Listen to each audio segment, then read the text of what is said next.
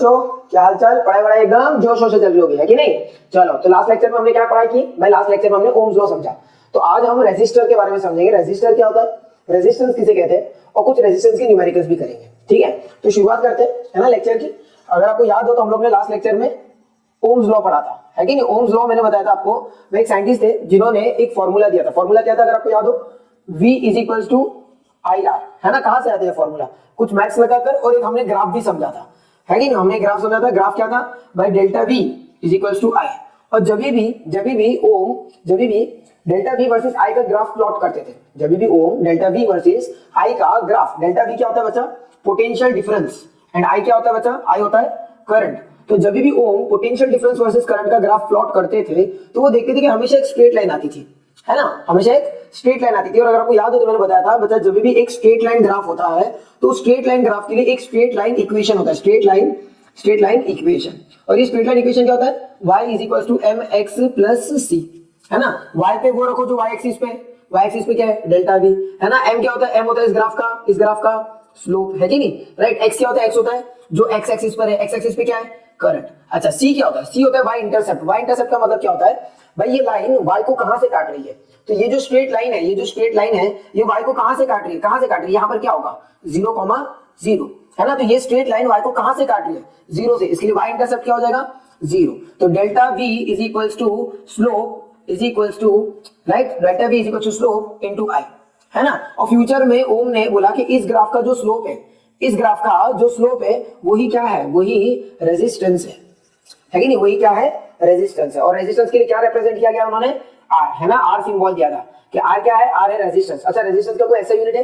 तो हाँ, उन्होंने अपने नाम पे ही ऐसा यूनिट दे दिया था। व्हाट वाज ऐसा यूनिट? ओम। लिखने का तरीका कुछ ऐसा होता है, और रीड ऐसे करते हैं, ओम, है कि नहीं? ऑफ कोर्स यार, जिसने ढूंढा है वो अपना नाम ही लगाएगा, है कि नहीं? मेरा नाम क्यों लगाएगा, है कि नहीं? तो भाई ओम लॉ ने रेजिस्टेंस के बारे में बात की थी। अगर देखो यार, अभी यहाँ पर मैंने जो भी रिवीजन डाला, अगर आपको ये समझा नहीं है कि यहाँ पर क्या हुआ, तो थोड़ी देर के लिए काम करो बच्चे, इस वीडियो को छोड़ो और इससे पहले वाला जो वीडियो है ओम्स लॉ, उसको देख लो। आपको ये ज्यादा बेटर आइडिया दे देगा, है कि नहीं? राइट। तो अगर आपको यहाँ पर ये समझा था, अगर लास्ट लेक्चर में आपको ये समझा, तो लास्ट लेक्चर देखने की जरूरत नहीं है फिर से। बट अगर नहीं समझा, फिर से जाओ लास्ट लेक्चर फिर से देख लो, और उसके बाद ये लेक्चर को कंटिन्यू करो। ठीक है? तो आज हम लोग ओम्स लॉ के बारे में बात नहीं कर रहे। ओम ने किसके बारे में बात की थी? रेजिस्टेंस की। तो हम लोग सिर्फ और सिर्फ आज के लेक्चर में किसकी बात करेंगे? रेजिस्टेंस की, है कि नहीं? रेजिस्टेंस की। तो चलो रेजिस्टेंस को समझते हैं। अच्छा, साथ में रेजिस्टर भी समझेंगे, ठीक है? रेजिस्टेंस के साथ साथ हम रेजिस्टर को भी डेफिनेटली समझने वाले हैं। चलो ठीक है, ओके। तो भाई रेजिस्टेंस को रिप्रेजेंट कैसे किया जाता है? रेजिस्टेंस को रिप्रेजेंट किया जाता है बाय आर, कैपिटल आर, हाँ, स्मॉल आर ने, कैपिटल आर, रेजिस्टेंस। अच्छा, रेजिस्टेंस को सिर्फ हिंदी में थोड़ा समझा पाओगे आप? एग्जैक्टली हिंदी में रेजिस्टेंस है क्या? तो रेजिस्टेंस को हिंदी में हम ऐसे समझ सकते हैं, रोकने की शक्ति, रोकने की शक्ति। अच्छा, रोकना किसको है कि नहीं? मैं बोल रहा हूं मेरे पास रोकने की शक्ति है, I have a power to stop, but stop किसको करना है? ट्रेन को करना है, प्लेन को करना है कि नहीं? तो उसी तरह से रोकने की शक्ति समझ गए। रेजिस्टेंस क्या है? रोकने की शक्ति। बट रोकना किसको है कि नहीं? क्वेश्चन आ जाएगा कि भाई रोकना किसको है? किसको है? तो भाई रोकना किसको है? रोकना करंट को है। अच्छा, रोकना करंट को क्यों है? क्योंकि करंट ही तो ऐसी चीज है जो फ्लो करता है कि नहीं? पूरे इलेक्ट्रिक सर्किट में फ्लो क्या करता है? इलेक्ट्रिक सर्किट में फ्लो करता है इलेक्ट्रिक करंट, और इलेक्ट्रिक करंट फ्लो कर रहा है तो उसे रोका जा सकता है। जैसे समझो यार, राइट, अगर एक रिवर में क्या फ्लो करता है? रिवर फ्लो करता है या पानी फ्लो करता है? रिवर में पानी फ्लो करता है ना? तो हम क्या करते हैं? हम पानी को रोकते हैं, ना कि रिवर को। बोलते ऐसा है कि रिवर को रोक लिया, रिवर को नहीं रोकते। रिवर थोड़ी फ्लो कर रहा है, फ्लो कर क्या रहा है? पानी फ्लो कर रहा है। एक रिवर, उसके अंदर पानी है जो फ्लो कर रहा है, उसको हम रोकना चाहते हैं। तो रोकते कैसे? डैम बनाकर। तो वही है भाई कि तुम्हें फ्लो को रोकना है। किसके फ्लो को रोकना है? करंट को, है ना? भाई करंट के फ्लो को रोकोगे मतलब आपने क्या किया? आपने लगा दी रोकने की शक्ति। अच्छा, जिस इंसान में रोकने की शक्ति ज्यादा, उसका रेजिस्टेंस ज्यादा। रिपीट करो, जिस इंसान में रोकने की शक्ति ज्यादा, ठीक है? एक एग्जांपल ले लो, एक डैम मैंने बना दिया, वो डैम मान लो 1000 लीटर्स ऑफ वाटर रोक लेता है, ठीक है? और दूसरा डैम है जो 2000 लीटर्स ऑफ वाटर रोक लेता है। एक डैम है जो 1000 लीटर्स ऑफ वाटर को रोक लेता है। दूसरा डैम मैंने बनाया जो 2000 लीटर्स ऑफ वाटर को रोक लेता है। तो दोनों में से रोकने की शक्ति किसकी है ज्यादा? इसकी या इसकी? ऑफ कोर्स उसकी, जो ज्यादा से ज्यादा पानी को रोक ले। तो जो रेजिस्टेंस ज्यादा है वो ज्यादा से ज्यादा करंट को रोकेगा। रिपीट करो, रेजिस्टेंस मतलब रोकना, ठीक है? राइट। जैसे मेरे पास मेरी बॉडी में रेजिस्टेंस है, मान लो मैं बोल रहा हूँ कि आई have a resistance of all bad environment around me. मतलब क्या हो रहा है कि मेरे आजू बाजू कुछ भी हो जाए मुझे फर्क नहीं पड़ता है। मतलब मेरे अंदर उतना रेजिस्टेंस है, मैं उतना वो सारी चीजों को रोक सकता हूँ, ठीक है? तो व्हाट इज रेजिस्टेंस बचा? रेजिस्टेंस दिमाग में डाल दो, रोकने की शक्ति। रोकना किसको है? रोकना करंट को है। तो जितना ज्यादा रेजिस्टेंस, सुनो, जितना ज्यादा रेजिस्टेंस उतना ज्यादा रोकने की शक्ति, और जितना ज्यादा रोकने की शक्ति उतना करंट को आप रोकोगे, और करंट को रोकोगे तो फ्लो कैसा हो जाएगा, फ्लो कम हो जाएगा, है कि नहीं। जितना ज्यादा रेजिस्टेंस उतना रोकने की शक्ति ज्यादा, जितनी रोकने की शक्ति ज्यादा उतना आप करंट के फ्लो को रोक दोगे, तो फ्लो कम हो जाएगा या बढ़ जाएगा, फ्लो कम हो जाएगा। ऑब्वियस चीज है भाई, तुम रोक रहे हो, है ना। अगर तुम्हें ट्रैफिक पुलिस वाला रोकता है तो भाई तुम्हारी स्पीड बढ़ नहीं जाती, स्पीड कम हो जाती है। कंडीशन है कि तुम भागने की कोशिश डेफिनेटली नहीं करो। अगर आप भाग रहे हो तो आपकी स्पीड शायद बढ़ जाए, है कि नहीं। बट अगर आपके पास लाइसेंस है, आपके पास सारे ड्राइविंग लाइसेंस, सारे डॉक्यूमेंटेशन है, और आपको ट्रैफिक पुलिस वाला रोकता है, तो आपकी स्पीड कम होनी चाहिए या बढ़नी चाहिए, ऑफकोर्स कम होनी चाहिए। फालतू में अगर स्पीड बढ़ा लोगे तो फालतू में और बड़ा बवाल मच जाएगा, है कि नहीं। सारे डॉक्यूमेंटेशन में तो भागने की जरूरत है ना, राइट। तो वही चीज है बच्चा, जितना ज्यादा रेजिस्टेंस उतनी ज्यादा रोकने की शक्ति, जितना ज्यादा रोकने की शक्ति उतना करंट को तुम रोक रहे हो, जितना तुम करंट को रोक रहे हो उतना फ्लो, करंट का फ्लो कम हो जाएगा। किसमें, इलेक्ट्रिक सर्किट में, ठीक है। तो हिंदी में मेरे हिसाब से आपको समझा पाया व्हाट इज रेजिस्टेंस। अच्छा, तो ओम को भाई, ओम को बोला तूने रेजिस्टेंस तो बता दिया, मैं रेजिस्टेंस का कोई फॉर्मूला है क्या। हाँ, रेजिस्टेंस का फॉर्मूला है, दो फॉर्मूले हमारे सिलेबस में रेजिस्टेंस के, दो फॉर्मूले हैं। एक तो ओम्स लॉ से आता है, एक कहां से आता है, ओम्स लॉ से आता है। सुनो, एक तो आता है ओम्स लॉ से। ओम्स लॉ क्या था, ओम्स लॉ था delta V is equals to I R, delta V is equals to I R. तो क्या मैं यहां से लिख सकता हूं R is equals to delta V by I, right, delta V by I, मतलब पोटेंशियल डिफरेंस अपॉन करंट। जितना ज्यादा रेजिस्टेंस उतना करंट कम, जितना ज्यादा रेजिस्टेंस उतना करंट कम, क्योंकि इनवर्सली प्रोपोर्शनल, आप देख सकते हो resistance is inversely proportional to current, है ना, आप देख सकते हो resistance is inversely proportional to current. तो ओम्स लॉ क्या बोलता है, delta V is equals to I R, I को नीचे ले लो तो डेल्टा V बाय आई क्या हो जाएगा, आर के बराबर हो जाएगा। डेल्टा V क्या है, पोटेंशियल डिफरेंस, पीडी का मतलब क्या होता है, पोटेंशियल डिफरेंस। पोटेंशियल डिफरेंस देता कौन है, बैटरी देती है कि नहीं, अपॉन आई, आई क्या है, करंट। तो अगर देखोगे फॉर्मूला से कुछ समझ में आया कि जितना ज्यादा रेजिस्टेंस उतना कम करंट, इनवर्सली प्रोपोर्शनल है। कैसा है, इनवर्सली प्रोपोर्शनल है। ये बढ़ेगा तो ये घटेगा, ये बढ़ेगा तो ये घटेगा, इनवर्सली प्रोपोर्शनल। कौन, रेजिस्टेंस एंड करंट। सिंपल सी बात है, रेजिस्टेंस बढ़ेगा, रोकने की शक्ति बढ़ेगी, रोकने की शक्ति बढ़ेगी तो फ्लो ऑफ चार्ज कम हो जाएगा, और फ्लो ऑफ चार्ज कम होना मतलब करंट कम हो जाना। इसीलिए अगर आप किसी वायर में ज्यादा से ज्यादा करंट चाहते हो, सुनो, अगर आप किसी वायर में ज्यादा से ज्यादा करंट चाहते हो तो आपको उसके अंदर फ्लो ज्यादा चाहिए, किसका, चार्ज का। अगर किसी वायर में करंट ज्यादा है इसका मतलब उसमें चार्ज ज्यादा फ्लो करेंगे, और चार्ज को ज्यादा फ्लो करवाना है तो उस वायर में रेजिस्टेंस कैसा होना चाहिए, कम होना चाहिए। कैसा होना चाहिए, कम। उल्टा चलना है, करंट ज्यादा चाहिए तो रेजिस्टेंस कम कर दो, और अगर आप चाहते हो किसी वायर में करंट कम हो, रिपीट करो, वायर में करंट कम है ऐसा चाहिए कि वायर में करंट कम हो तो उस वायर का रेजिस्टेंस बढ़ा दो। क्लियर हो रहा है, करंट कम करना है, रेजिस्टेंस बढ़ा देना है, और करंट बढ़ाना है तो रेजिस्टेंस घटाना है, कम करना है। क्लियर हो रहा है, राइट। अच्छा, दूसरा कोई फॉर्मूला उन्होंने बोला, हाँ है ना, और एक फॉर्मूला है, तो उन्होंने बोला resistance is equal to rho L by A, resistance is equal to rho L by A. तो इसके बारे में हम ऑलरेडी बात कर चुके हैं, right. Slope of delta V versus I, delta V versus I का जो स्लोप है, इस ग्राफ का जो स्लोप है वही रेजिस्टेंस है। इसके बारे में ऑलरेडी बात कर चुके हैं लास्ट लेक्चर में। अब हमें आज इस फॉर्मूला के ऊपर बात करना है कि उन्होंने ये फॉर्मूला क्या बनाया, और इसमें ये रो क्या है, ये क्या है, रो RHO, रो बोलना, रो है, ठीक है, राइट, ग्रीक लेटर है, ठीक है। बड़ी एग्जैक्टली है क्या, ये है रेजिस्टिविटी। क्या है ये है रेजिस्टिविटी। अच्छा, क्या सर रेजिस्टिविटी और रेजिस्टेंस सेम होता है, ये क्या है बच्चा, ये है रेजिस्टेंस। वो क्या है, रेजिस्टिविटी। क्या रेजिस्टेंस और रेजिस्टिविटी सेम है, नहीं बच्चा। रेजिस्टेंस क्या है, रोकने की शक्ति, और रेजिस्टिविटी है कि भाई वो मटेरियल कितना रोक पाएगा। ये मटेरियल पे डिपेंड करता है, ये किस पे डिपेंड करता है, मटेरियल पे डिपेंड करता है। किस पे डिपेंड करता है, मटेरियल पे। भाई सिल्वर की रेजिस्टिविटी अलग होती है, कॉपर की रेजिस्टिविटी अलग होती है। अगर आप एक आपके टेक्स्ट बुक खोलोगे तो ओम्स लॉ वाला जो टॉपिक है उसके अंदर आपको एक चार्ट मिल जाएगा, एक बोल सकते हैं एक राइट, एक स्क्वायर शेप में एक चार्ट मिल जाएगा, ठीक है। एक डेटा अवेलेबल है उस बुक में, टेक्स्ट बुक में, और वो डेटा क्या बता रहा है, डेटा बता रहा है रेजिस्टिविटी ऑफ मटेरियल। तो रेजिस्टिविटी जो है ना वो मटेरियल प्रॉपर्टी है, और जो रेजिस्टेंस है ना, देखो रेजिस्टेंस रेजिस्टिविटी पे डिपेंड करता है। सुनो, रेजिस्टेंस रेजिस्टिविटी पे डिपेंड करता है, मतलब रेजिस्टेंस भी मटेरियल पे डिपेंड करता है। रेजिस्टेंस भी किस पे डिपेंड करता है, मटेरियल पे डिपेंड करता है। खुद समझो आराम से, रेजिस्टेंस रेजिस्टिविटी पे डिपेंड करता है, रेजिस्टिविटी मटेरियल प्रॉपर्टी है ना, मटेरियल पे डिपेंड करता है। तो क्या मैं ये नहीं बोल सकता कि रेजिस्टेंस भी मटेरियल पे डिपेंड करता है कि नहीं। फॉर एग्जांपल अगर मैं राहुल पे डिपेंड करता हूं, और राहुल मान लो भाई, एक एग्जांपल ले लो, राहुल भाई राजू पे डिपेंड करता है, तो क्या डायरेक्टली या इनडायरेक्टली मैं भी तो राजू पे डिपेंड कर रहा हूं, है ना। उसी तरीके से अगर रेजिस्टेंस रेजिस्टिविटी पे डिपेंड करता है और रेजिस्टिविटी मटेरियल पे डिपेंड करता है तो रेजिस्टेंस भी मटेरियल पे डिपेंड करता है। पर अगर आप नोटिस करोगे बच्चा, तो रेजिस्टेंस और एक चीज पे डिपेंड करता है, किस पे, लेंथ पे।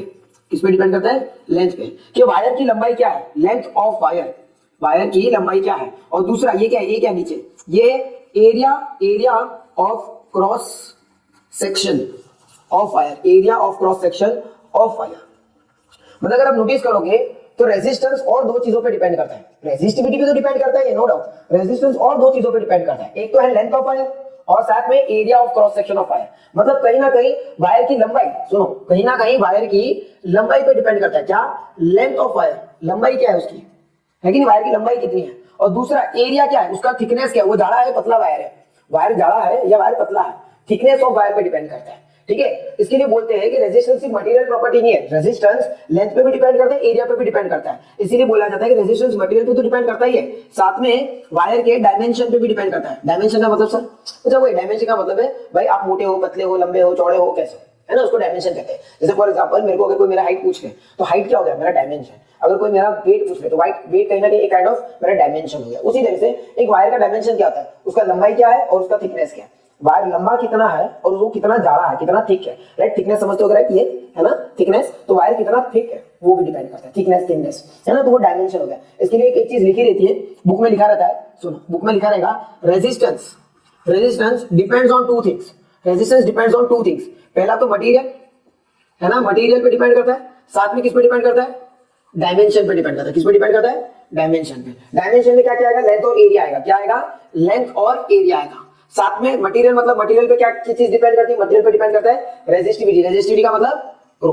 तो रेजिस्टेंस तीन चीजों पे डिपेंड करता है, मटेरियल प्रॉपर्टी भी है, लंबाई भी चाहिए और थिकनेस भी चाहिए। ठीक है, मटेरियल पे भी डिपेंड करेगा, लंबाई में भी डिपेंड करेगा, और एरिया ऑफ वायर पे, area of cross section of wire पे भी डिपेंड करेगा। अब सुनो यार, पर रेजिस्टिविटी है ना, रेजिस्टिविटी का एक दिक्कत है, रेजिस्टिविटी की क्या दिक्कत है, रेजिस्टिविटी टेम्परेचर डिपेंडेंट है। ये क्या करता है, टेम्परेचर पे डिपेंड करता है। ठीक है, ये किस पे डिपेंड करता है, टेम्परेचर पे डिपेंड करता है। टेम्परेचर बदलोगे तो रेजिस्टिविटी भी बदल जाएगी। अच्छा, टेम्परेचर बदलने से रेजिस्टिविटी बदलेगी, और रेजिस्टिविटी बदलेगी मतलब रेजिस्टेंस भी बदलेगा। मतलब रेजिस्टेंस और एक चीज पे डिपेंड करता है, किस पे, टेम्परेचर पे। किस पे डिपेंड करता है, टेम्परेचर पे। तो सर क्या करें, फॉर्मूला सीधा सीधा रट ले, नहीं, हम है ना फॉर्मूला को थोड़ा सा समझने की कोशिश करते, ब्रेक डाउन करने की कोशिश करते, मैं कोशिश करूंगा फॉर्मूला समझ पाऊंगा, है ना। तो अब इस फॉर्मूला को समझा जाता है, ठीक है, रटते नहीं है, फॉर्मूला को समझते, ठीक है, चलो ओके। तो याद रखो आपके सिलेबस में रेजिस्टेंस के दो फॉर्मूला है, एक तो डेल्टा वी बाई आई है ना, दो फॉर्मूला, एक तो डेल्टा वी बाई आई कहां से आता है, ओम्स लॉ से आता है ना। ओम्स लॉ क्या होता है, delta V is equal to I R, है कि नहीं। इसके लिए हम लोग को लास्ट लेक्चर देखना पड़ेगा, क्या यहां से मैं लिख सकता हूं R is equal to delta V by I, है ना, R is equal to delta V by I, ये लिख लो। रेजिस्टेंस का पहला फॉर्मूला ओम्स लॉ से आता है, रेजिस्टेंस का पहला फॉर्मूला ओम्स लॉ से आता है, दूसरा फॉर्मूला ओम ने बना के दिया था, ठीक है, दूसरा फॉर्मूला ओम ने बना के दिया था। समझते हैं, उन्होंने क्या बोला, उन्होंने बोला resistance is directly proportional to length, resistance is directly proportional to length of wire. उन्होंने बोला जितना वायर लंबा होगा, रिपीट कर, जितना वायर लंबा होगा resistance is directly proportional to length of wire, जितना वायर लंबा उतना रेजिस्टेंस ज्यादा। चलिए इसको समझा, ठीक है, चलो समझते हैं। ठीक है, सुनो यार, मान लो यहां पर आपका स्कूल है, ठीक है, और मान लो यहां पर आपका घर है, ठीक है, मान लो, और एक वायर ले लेते हैं,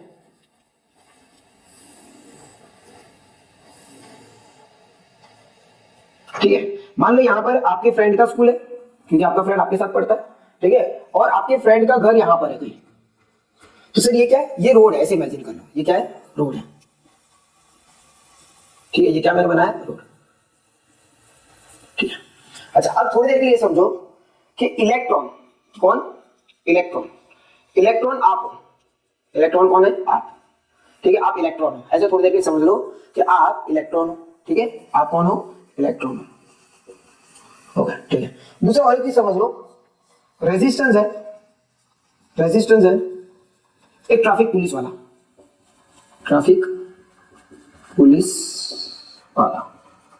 कोशिश करेंगे समझने की, ठीक है। अच्छा सुनो, मान लो आपका घर आपके स्कूल से 1 किलोमीटर की दूरी पर है, आपका घर आपके स्कूल से 1 किलोमीटर की दूरी पे, और आपके दोस्त का घर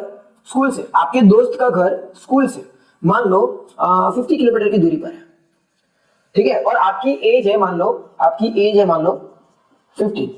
सीधी सी बात है, 15 की एज में हमें ड्राइविंग लाइसेंस नहीं मिलता है, ठीक है। एक बात बताओ, ट्रैफिक पुलिस का डर दोनों में उतना ही होना चाहिए, प्रैक्टिकली थोड़ा सोच के देखो भाई, मेरी एज भी 15 है और आपकी एज भी 15 है ना, तो मेरे में जितना डर होगा उतना ही डर आप में होगा। मैं भी स्कूटी लेके आया हूं स्कूल, आप भी स्कूटी लेके आए हो स्कूल, है ना। तो हमें एक डर है, क्या डर है कि साला कहीं रास्ते में ट्रैफिक पुलिस वाला ना मिल जाए, अगर रास्ते में ट्रैफिक पुलिस वाला मिल गया तो हमारी तो बैंड बज जानी है ना। तो एक डर मुझ में भी, एक डर आप में भी।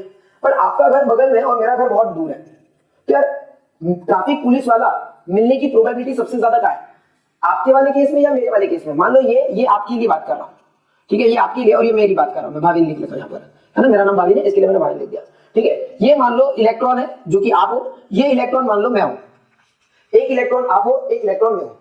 आपका घर स्कूल से घर का डिस्टेंस 1 किलोमीटर है, मेरे लिए स्कूल से घर का डिस्टेंस 50 किलोमीटर है। दोनों में से ट्रैफिक पुलिस वाले का डर सबसे ज्यादा किसमें होगा, मुझ में या आप में? ऑफ कोर्स मुझ में, क्योंकि मेरा घर 50 किलोमीटर दूर है और 50 किलोमीटर दूर घर है, जिसकी वजह से 50 किलोमीटर की दूरी में कहीं पर भी ट्रैफिक पुलिस वाला मिल सकता है।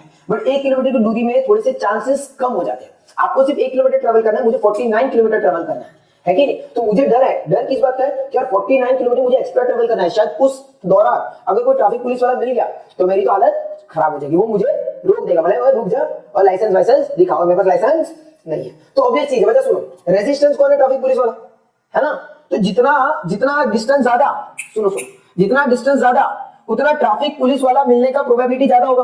तो ट्रैफिक पुलिस वाले मिलने की प्रोबेबिलिटी ज्यादा मतलब रेजिस्टेंस ज्यादा। इधर क्या समझा, जितना डिस्टेंस, रिपीट करो बच्चा, जितना डिस्टेंस ज्यादा उतना ट्रैफिक पुलिस वाला मिलने की भी प्रोबेबिलिटी ज्यादा, है ना। और ट्रैफिक पुलिस वाला इस क्वेश्चन में कौन है, रोकने वाला, और रोक कौन रहा है, रेजिस्टेंस। तो रेजिस्टेंस ज्यादा। देखो यार भाई, मुझे पता है कि भाई करंट का ट्रैफिक पुलिस वाले से कोई लेना देना नहीं, मुझे ये भी पता है कि रेजिस्टेंस का ट्रैफिक पुलिस वाले से कोई लेना देना। और थोड़ा समझो बता, रेजिस्टेंस क्या है। रेजिस्टेंस वो चीज है जो रोकती है, किसको रोकती है, करंट को रोकती है। करंट कब आता है, जब इलेक्ट्रॉन्स फ्लो करते हैं, चार्ज फ्लो करता है ना। तो रेजिस्टेंस का मतलब है रोकना, और ट्रैफिक पुलिस वाला भी क्या करता है, आपको रोकता है ना। ट्रैफिक पुलिस वाला आपको ये नहीं बताता भाई जाओ, अगर ट्रैफिक पुलिस वाला मिल गया तो सबसे पहले उसका हाथ ऐसे होता है, भाई रुक जा, है ना, लाइसेंस दिखाओ, है ना, आपकी गाड़ियों के डॉक्यूमेंटेशन दिखाओ, है कि नहीं। तो इसीलिए तो जब हम लोग अंडर एज होते हैं या हमारे पास ड्राइविंग लाइसेंस नहीं होता है तो हमें ना लॉन्ग डिस्टेंस ट्रेवल करना प्रीफर नहीं करते। अगर मान लो आपके घर में कार है और अभी आपके पास ड्राइविंग लाइसेंस नहीं है, तो आप क्या यहाँ से अहमदाबाद तक ड्राइव करने का सोच रहे हो, या आप यहाँ से भाई मुंबई तक ड्राइव करने का सोचोगे, कहीं से भी आप लंबा डिस्टेंस ट्रेवल करने का सोचोगे, नहीं करोगे, आपको डर होगा। बट अगर मान लो आपको पता है कि आपको कार से थोड़ा ही आगे जाना है, थोड़ा ही दूरी पे जाना है, तो आप ड्राइव कर लेते हो, राइट, क्योंकि आपके अंदर वो डर ऑटोमेटिकली कम हो जाता है, क्योंकि आपको पता है जितना डिस्टेंस ज्यादा होगा उतना ज्यादा प्रोबेबिलिटी होगा कि आपको ट्रैफिक पुलिस वाला मिले और वो आपको रोक दे। बट जितना डिस्टेंस कम होगा उतनी प्रोबेबिलिटी कम होगी कि आपको ट्रैफिक पुलिस वाला मिले और आपको वो रोक दे। इसे क्या समझ में आ रहा है, जितना ज्यादा डिस्टेंस उतना ट्रैफिक पुलिस वाले का डर ज्यादा, है कि नहीं। इसलिए हम लोग लॉन्ग डिस्टेंस पे कभी ट्रेवल नहीं करते अगर हमारे पास लाइसेंस नहीं है, बट शॉर्ट डिस्टेंस पे हम आराम से ट्रेवल करते हैं। मम्मी ने बोला भाई जा दूध लेके आ, तो हम लोग बहुत बार स्कूटी लेते निकल जाते हैं दूध लेने के लिए, है ना, क्योंकि दूध कहीं दूर से लाना नहीं है। बट अगर मम्मी वो बोल रहे कि भाई एक काम कर, भाई यहाँ से भाई 30 किलोमीटर दूर जा, वहीं पर कोई दुकान है वहां से कुछ सामान लेके आ, तो हम ना बोल देते भाई नहीं ये पॉसिबल नहीं है। मम्मी पापा भी हमें ना बोल देते हैं कि नहीं इतना दूर नहीं जाना है, क्यों, जितना ज्यादा दूर जाओगे उतने चांसेस पकड़े जाने के बढ़ जाएंगे, ठीक है, राइट। तो रिपीट करो, डिस्टेंस बढ़ने से ट्रैफिक पुलिस वाले का डर बढ़ जाता है, और ट्रैफिक पुलिस वाले का डर बढ़ना मतलब रोकने वाला ज्यादा, और रोकने वाला ज्यादा मतलब क्या, रेजिस्टेंस ज्यादा, है ना। रोकता कौन है, ट्रैफिक पुलिस वाला, एंड यहाँ पर करंट को कौन रोकता है, रेजिस्टेंस रोकता है। इसीलिए उन्होंने बोला जितना लंबाई वायर जितना लंबा होगा, रिपीट करो, जितना वायर लंबा होगा उतना डिस्टेंस ज्यादा होगा, और जितना डिस्टेंस ज्यादा होगा उतना रोकने वाले ज्यादा होगा। इसके लिए resistance is directly proportional to length of wire, दिमाग में ठूस दो, ठीक है, सीधी सी बात है। जितना वायर लंबा होगा उतने ज्यादा चांस होंगे कि वहां पर ज्यादा ट्रैफिक पुलिस वाले होंगे, और जितने ज्यादा ट्रैफिक पुलिस वाले होंगे उतना ज्यादा रेजिस्टेंस होगा। क्लियर है, यहाँ तक वायर की लंबाई बढ़ती जाएगी तो रेजिस्टेंस बढ़ता जाएगा। क्लियर है, वायर की लंबाई बढ़ती जाएगी तो रेजिस्टेंस बढ़ता जाएगा, ठीक है। चलो और क्या, सुनो आप एक एग्जांपल लेते हैं, और एक दूसरे एग्जांपल लेते हैं, ठीक है। ओम ने और एक चीज बोली, क्या बोला, चलो इसको समझो। ओम ने बोला कि resistance is inversely proportional to बच्चा, इनवर्सली मतलब 1 by something लिखते हैं, ठीक है, inversely proportional to area of cross section, है ना, area of cross section of wire, ठीक है। उन्होंने बोला resistance is nothing but inversely proportional to area of cross section of wire. मतलब क्या, उन्होंने बोला कि अगर एक वायर है जो पतला है, सुनो, अगर एक वायर है जो पतला है और एक वायर थोड़ा सा जाड़ा है, उन्होंने बोला अगर एक वायर है जो पतला है, मान लो ये भी 10 मीटर वायर है और ये भी 10 मीटर वायर है, दोनों 10 मीटर की लंबाई वाले हैं, ये भी 10 मीटर, नीचे वाला भी 10 मीटर, पर ये वायर थोड़ा सा पतला है, पतला वायर मतलब थिन वायर, है ना, थिन वायर, और यहाँ पर ये थिक वायर। तो उन्होंने बोला कि थिन वायर का एरिया कम है, थिन वायर का एरिया ऑफ क्रॉस सेक्शन कम है, और एरिया ऑफ क्रॉस सेक्शन कम होगा तो रेजिस्टेंस ज्यादा होगा। बच्चा इनवर्सली प्रोपोर्शनल चल रहा है। थिकनेस कम मतलब वायर थिन है इसका मतलब एरिया कम है, एरिया कम तो रेजिस्टेंस ज्यादा। ठीक है राइट। दूसरा उन्होंने बोला कि अगर मेरे पास एक थिक वायर है तो ऑब्वियस चीज है बच्चा एरिया ज्यादा होगा, थिक वायर है इसके लिए एरिया ऑफ क्रॉस सेक्शन ज्यादा, और एरिया ऑफ क्रॉस सेक्शन ज्यादा तो रेजिस्टेंस कम।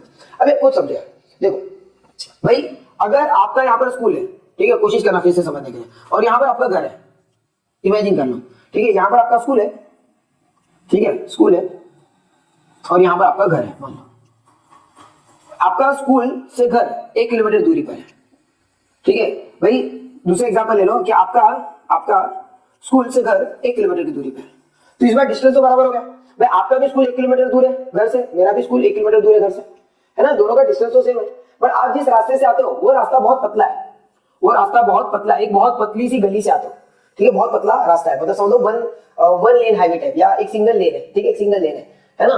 तो यहाँ पर आपके पकड़े जाने के चांसेस, ट्रैफिक पुलिस वाला आपको पकड़ लेगा उसके चांसेस बहुत ज्यादा हो जाएगा। क्यों भाई, अगर मान लो मेरा स्कूल और मेरे घर के बीच में मान लो 8 लेन हाईवे है, एकदम बड़ा वाला हाईवे, ठीक है, 8 लेन हाईवे, ठीक है भाई, बहुत सारा ऐसा लेन समझ हो, राइट, 3 लेन 2 लेन हाईवे है ना, राइट, तो 8 लेन हाईवे। अब इमेजिन करो यार, मैं 8 लेन हाईवे पे गाड़ी चला रहा हूँ, क्या मेरे को उतना डर होगा ट्रैफिक पुलिस वाले का? ऑफ कोर्स नहीं। आपको पता है 8 लेन हाईवे, मेरे को अगर दूर से भी कोई पुलिस वाला दिख गया तो मैं कोई और लेन में घुस के निकल जाऊंगा पीछे से, उसके ट्रक के पीछे से, है कि? तो कहीं ना कहीं क्या हो रहा है, जितना एरिया बढ़ रहा है, एरिया थिकनेस बढ़ रहा है, तो उतना ट्रैफिक पुलिस वाले का डर कम हो रहा है, इस इंसान को ज्यादा डर होगा। रीजन भाई, सिंगल लेन हाईवे, भाई एक सिंगल लेन हाईवे पे अगर आप गाड़ी चला रहे हो बिना लाइसेंस की और ट्रैफिक पुलिस वाला आपको दिख गया, सर टर्न मारने की भी जगह नहीं होगी आपके पास, है कि नहीं? मतलब आपके पकड़े जाने के चांसेस एकदम भर के, है ना। और मान लो मैं हाईवे पे गाड़ी चला रहा हूँ और 8 लेन हाईवे, 4 लेन इधर 4 लेन उधर, और मेरे को दूर से ट्रैफिक पुलिस वाला दिखता है, अरे मैं तो मस्त टर्न लेके निकल जाऊंगा, तो डर कम हो गया ना, ट्रैफिक पुलिस वाला हमें पकड़ेगा, हमें रोकेगा, उसका डर है ना, उसका इफेक्ट कम हो गया। तो पॉइंट है, जितना ज्यादा थिकनेस होगा अब उतना डर नहीं है मुझे कि ट्रैफिक पुलिस वाला रोकेगा। और ट्रैफिक पुलिस वाला कौन है? रेजिस्टेंस है कि? तो यही चीज है यहाँ पर भाई। सिंगल रोड पर आपके पकड़े जाने के चांस ज्यादा है, मतलब ट्रैफिक पुलिस वाला आपको पकड़ लेगा, आपको रोक देगा, मतलब रेजिस्टेंस ज्यादा है। और 8 लेन हाईवे पर आपकी पकड़े जाने के चांस कम है, अगर आपके पकड़े जाने के चांस कम हो गए, मतलब ट्रैफिक पुलिस वाला शायद आपको नहीं रोकेगा, और ट्रैफिक पुलिस वाला आपको नहीं रोकेगा, मतलब रेजिस्टेंस कम हो गया। क्लियर हो रहा है, राइट?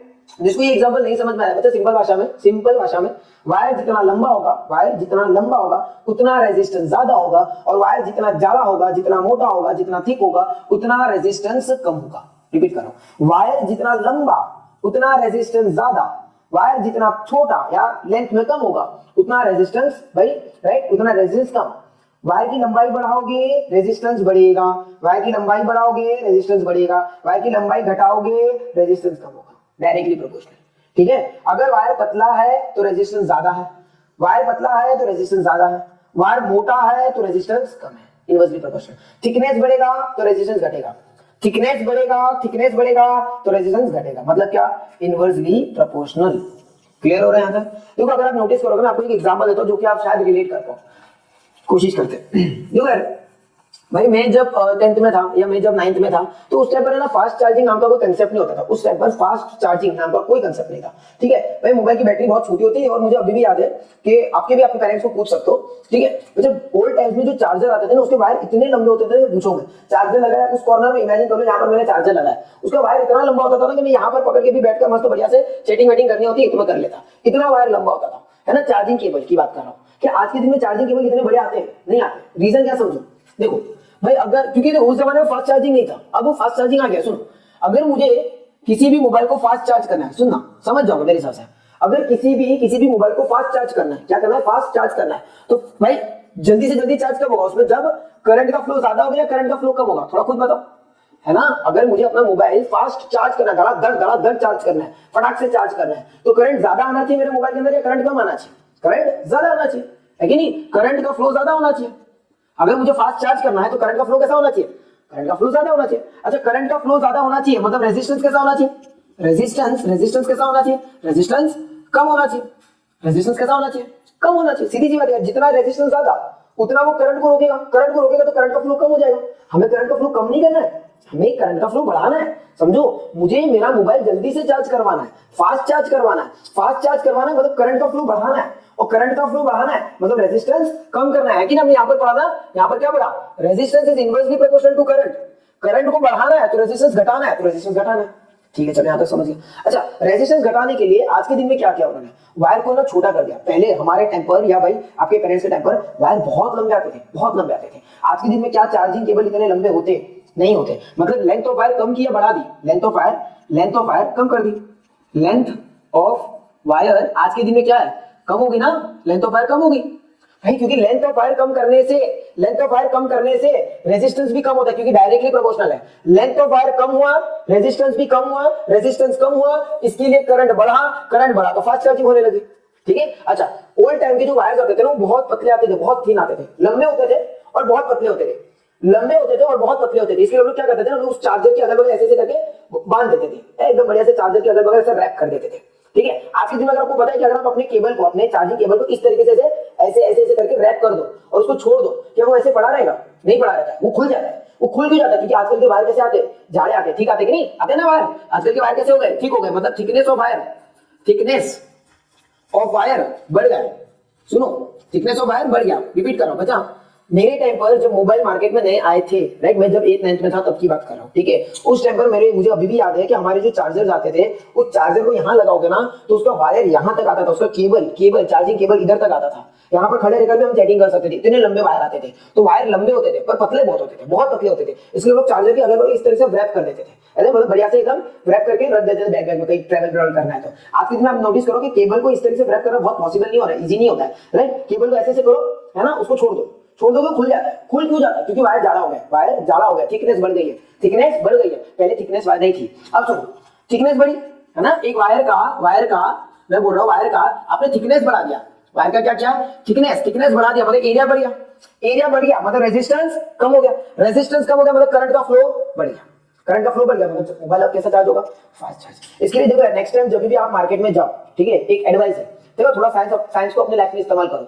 अगर नेक्स्ट टाइम आप कभी मार्केट में जाओ और आपको फास्ट चार्जिंग चाहिए, कंसीडरिंग कि आपका मोबाइल फास्ट चार्जिंग सपोर्ट करता है, ठीक है, आपका मोबाइल फास्ट चार्जिंग सपोर्ट नहीं करता और आप फास्ट चार्जिंग केबल लेने जा रहे हो, थोड़ा गड़बड़ है। अगर आपका मोबाइल फास्ट चार्ज सपोर्ट करता है, फास्ट चार्जिंग को सपोर्ट करता है, तो क्या करो, छोटा वायर लो, ठीक है, लंबा मत लो, छोटा वायर लो, है ना, और जाड़ा वायर लो।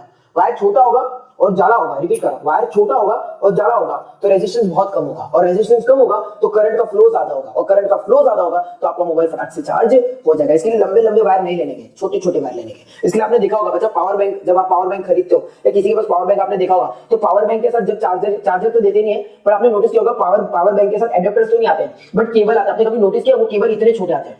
छोटे क्यों आते हैं? लेंथ कम करने के लिए। लेंथ कम, रेजिस्टेंस ज्यादा के कम भाई, लेंथ कम करोगे तो रेजिस्टेंस भी तो कम होगा, डायरेक्टली प्रोपोर्शनल है, लेंथ कम तो रेजिस्टेंस कम, सही है, रेजिस्टेंस कम तो फ्लो ऑफ करंट ज्यादा, इसके लिए आपका मोबाइल जल्दी से चार्ज कर देगा। इसके लिए पावर बैंक, अगर आप पावर बैंक इस्तेमाल करते हो तो बच्चा कभी भी लंबे केबल मत इस्तेमाल करो, मोबाइल को चार्ज होने में टाइम ज्यादा लगेगा। अगर आपके पास पावर बैंक है तो एक काम करो, आपके मोबाइल का बैक परसेंटेज 50-60 तक लेके जाओ, है ना, परसेंटेज ड्रॉप कर दो। एक बार आप उसी पावर बैंक को एक बड़े केबल से लगा के मोबाइल चार्ज करके देखो, टाइम ज्यादा लगेगा, और उसी पावर बैंक को उसी मोबाइल के साथ एक छोटे से केबल के साथ चार्ज करके देखो, आपको टाइम, भाई आपको नोटिस होगा कि एक्चुअल में टाइम कम लगा।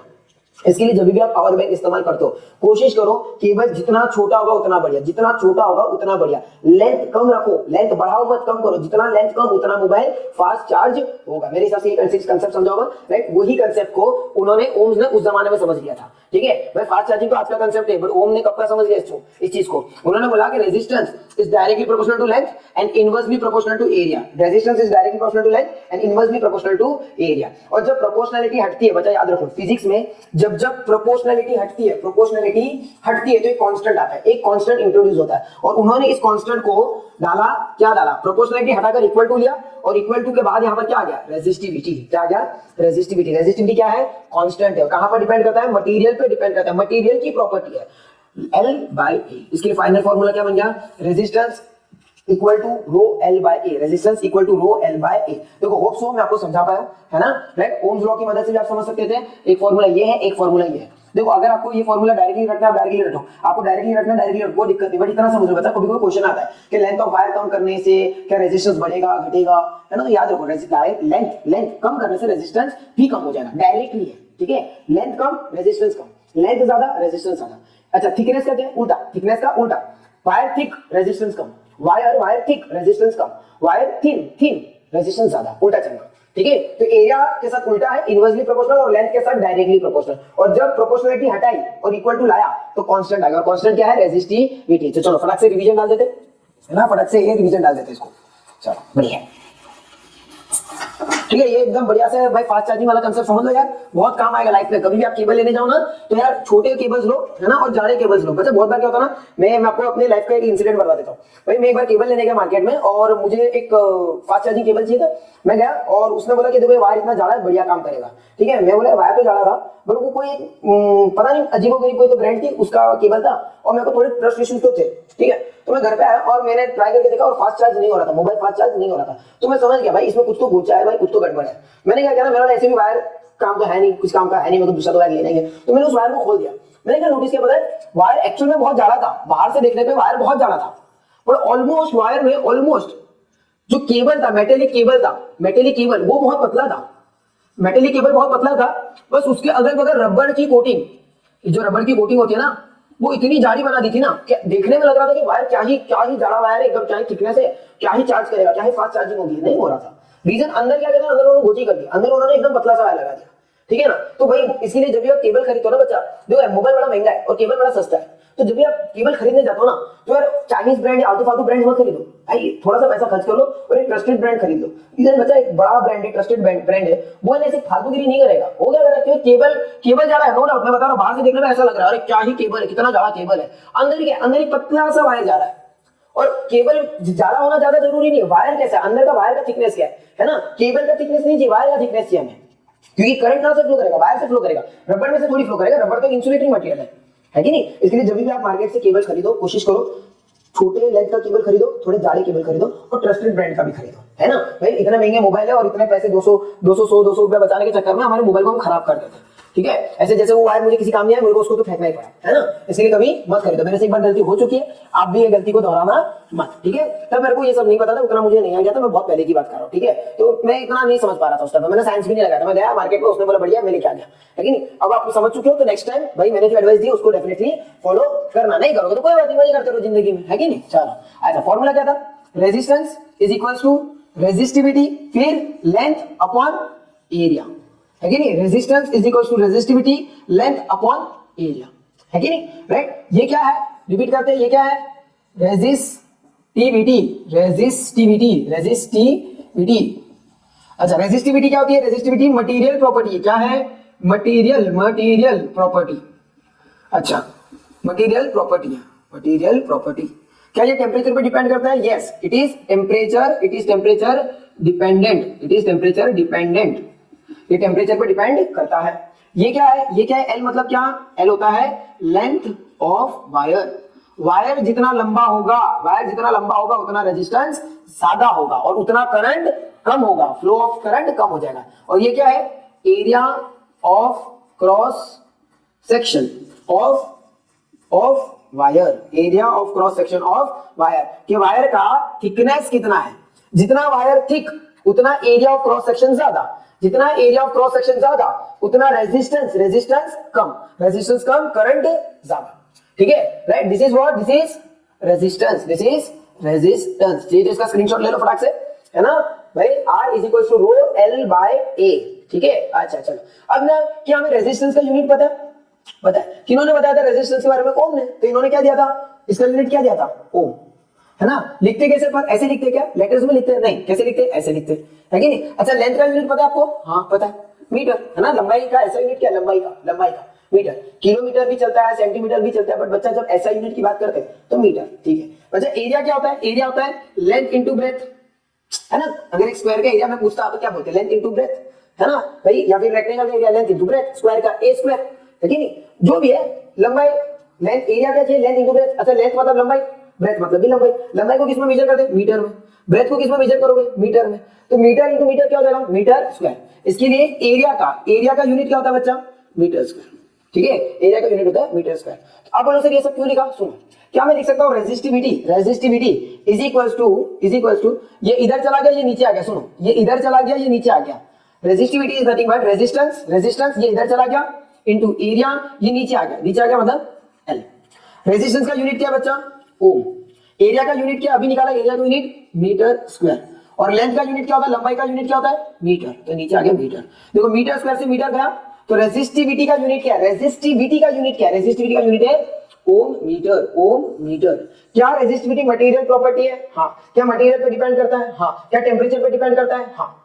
क्लियर हो रहा है, याद रख लो, रेजिस्टिविटी मटेरियल प्रॉपर्टी और टेम्परेचर पे डिपेंड करता है। क्या रेजिस्टेंस मटेरियल पे डिपेंड करता है, हाँ। क्यों, क्योंकि रेजिस्टिविटी पे डिपेंड करता है, और रेजिस्टिविटी खुद मटेरियल पे डिपेंड करता है। क्या रेजिस्टेंस टेम्परेचर पे डिपेंड करता है, हाँ। क्यों, क्योंकि रेजिस्टेंस रेजिस्टिविटी पे डिपेंड करता है, और रेजिस्टिविटी टेम्परेचर पे डिपेंड करता है कि नहीं। क्या रेजिस्टेंस लेंथ पे डिपेंड करता है, हाँ। क्या भाई रेजिस्टेंस एरिया पे डिपेंड करता है, हाँ। बट क्या रेजिस्टिविटी लेंथ पे या एरिया पे डिपेंड करता है, ना। रेजिस्टिविटी मटेरियल प्रॉपर्टी, रिपीट करो, रेजिस्टिविटी मटेरियल प्रॉपर्टी और किस पे डिपेंड करती है, सिर्फ और सिर्फ मटेरियल और टेम्परेचर पे। ठीक है, इसलिए आपके बुक में एक चार्ट मिल जाएगा जिसमें हर एक मटेरियल की एक पर्टिकुलर टेम्परेचर पे रेजिस्टिविटी दी गई है, हर एक मटेरियल की। ठीक है, तो देखो यार हम लोग रेजिस्टिविटी पढ़ रहे हैं कि नहीं। आपके स्क्रीन पर एक चार्ट आ जाएगा जो आपकी टेक्स्ट बुक का है, अगर आप वो देख लेना चाहो स्क्रीनशॉट दो ले सकते हो, वरना अपनी टेक्स्ट बुक सामने रखो, थोड़ी सी हम टेक्स्ट बुक के चार्ट के बारे में बात कर लेते हैं, वो क्या लिखा हुआ है ना, एक टेबल दिया हुआ है टेक्स्ट बुक में। भाई देखो हम बात कर रहे थे रेजिस्टिविटी मतलब रेजिस्टिविटी के चार्ट में आपको मिलेगा सिल्वर सबसे ऊपर, ठीक है। अच्छा, सिल्वर की रेजिस्टिविटी करीब 1.6 इंटू 10 की पावर -8 है। अच्छा, रेजिस्टिविटी का यूनिट क्या होता है भाई, यूनिट होता है ओम मीटर। रेजिस्टिविटी का यूनिट होता है ओम मीटर, ठीक है। तो यहां पर लगा दिया मैंने ओम मीटर, ठीक है, ये यूनिट हो गया। सिल्वर के बाद आता है कॉपर, सिल्वर के बाद मिलेगा आपको कॉपर का होता है करीब 1.62 into 10 to power -8 ohm metre, ठीक है। इसके बाद आपको मिलेगा एल्यूमिनियम और भी बहुत कुछ मिल जाएंगे, है कि नहीं। और लास्ट में आपको कहीं ना कहीं मिलेगा निक्रोम। देखो जितना हमें याद रखना है, जितना हमें पता होना चाहिए वो हम लोग लिखेंगे सिर्फ, ठीक है। निक्रोम, ठीक है। निक्रोम एक ऐसा एलॉय है, रिपीट करो, ये क्या है, एलॉय है। एलॉय मतलब समझोगे मिक्सचर ऑफ मेटल्स, किसका मिक्सचर है, ठीक है। मिक्सचर है निकल का, क्रोमियम का, मैंगनीज का, फेरिक का। फेरिक मतलब लोहा, Fe। निकल है, क्रोमियम है, मैंगनीज है, फेरिक है, इनको मिक्स करके हमने बना लिया निक्रोम। रिपीट कर रहा हूं, निक्रोम एक कंडक्टर है, एक मेटेलिक कंडक्टर है, और ये बनाया गया है कुछ मिक्सचर ऑफ मेटल्स से, ठीक है। क्यों बनाया गया, क्योंकि इसकी रेजिस्टिविटी या रेजिस्टेंस काफी ज्यादा आता है। तो रेजिस्टिविटी इसकी कितनी है, बुक में लिखा रहता है 100 इंटू 10 की power -6 which is approximately 10 to power -4 ohm metre. आप देख सकते हो यहाँ पर -8 चल रहा है, यहाँ पर -4 है ना। -4 ज्यादा बड़ा होता है ना, आपको पता होगा कि भाई -8 बड़ा है या -4 बड़ा है। तो भाई इंटीजर्स अगर आपने पढ़ा हो तो आपको पता हो -4 बड़ा होता है कि नहीं। तो भाई ये बड़ा है, ये छोटा है। सिल्वर की रेजिस्टिविटी कम है, निक्रोम की रेजिस्टिविटी ज्यादा है। तो एक क्वेश्चन बन सकता है, कौन सा ऐसा कंडक्टर है जिसकी रेजिस्टिविटी सबसे कम है, सिल्वर। ऐसा कौन सा कंडक्टर है जिसकी रेजिस्टिविटी सबसे ज्यादा है, निक्रोम की रेजिस्टिविटी सबसे ज्यादा और सिल्वर की रेजिस्टिविटी सबसे कम। सिल्वर एक नेचुरल मेटल है और ये निक्रोम एक एलॉय है, मिक्सचर ऑफ मेटल है, जो हमने हमारे पर्पस के लिए, हमारे बेनिफिट्स के लिए हमने इसे बनाया, ठीक है, राइट। अच्छा, हमने कहीं ना कहीं फॉर्मूला पढ़ा था, अगर आपको याद आ रहा हो, right. R is equal to rho L by A. What is R? Resistance. What is rho? Resistivity. What is L?